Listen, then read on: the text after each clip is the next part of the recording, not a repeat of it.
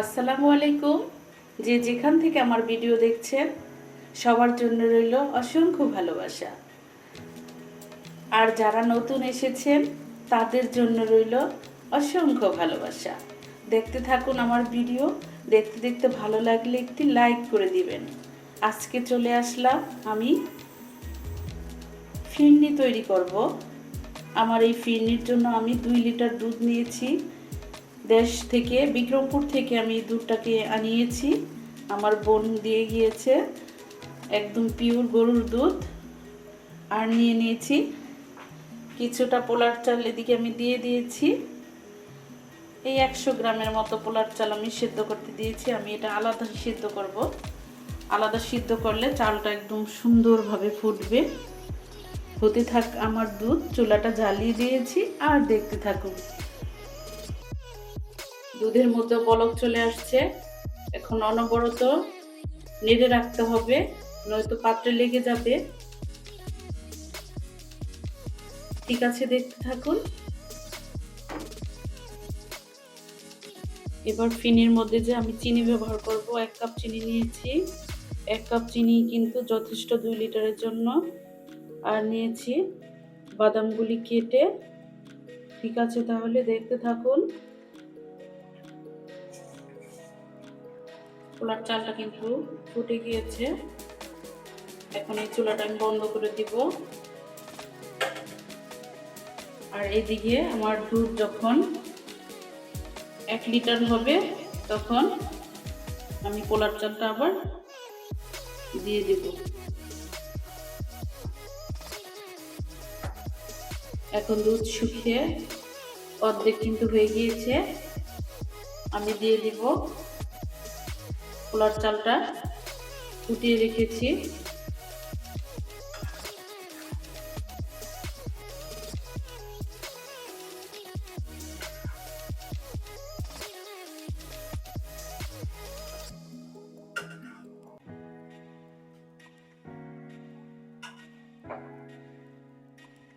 বাচ্চা এখন এই চাল দেওয়ার পরে আবার অনেকক্ষণ পর্যন্ত আমি এইভাবে লাড়াচাড়া করে ঘন করে আনবো। ঠিক আছে, তাহলে দেখুন। এখন আমি চিনিটা দিয়ে দিব।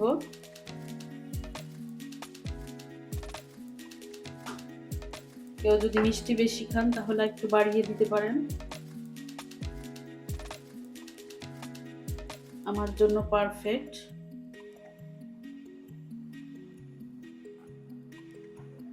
এই যে আমাদের দুধটা কিন্তু খুবই ঘন, এই জন্য আমি আর গুঁড়া দুধটা ব্যবহার করলাম না। এখন কিশমিশটা দিয়ে দিব।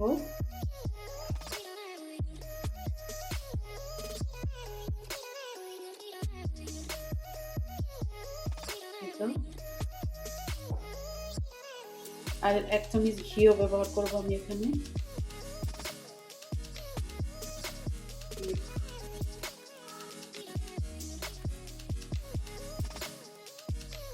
আপু এবং ভাই বোন, ছোট ভাই বড় ভাই যারা আছেন আমার ভিডিও দেখেন, এই মুহূর্তে দেখা শুরু করেছেন, তারা অবশ্যই একটি লাইক করে দিবেন। প্লিজ একটি লাইক করে দিবেন। ঘিটা আমি নামানোর আগে দিব।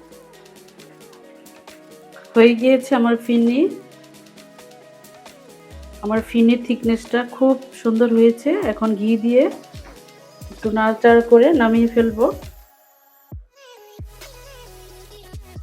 তো স্বাদটা আরো বাড়িয়ে দিলাম।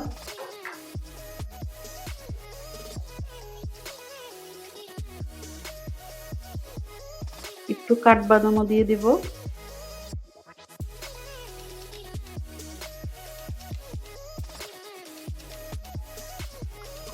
এক্ষুনি চুলাটা বন্ধ করে দিই।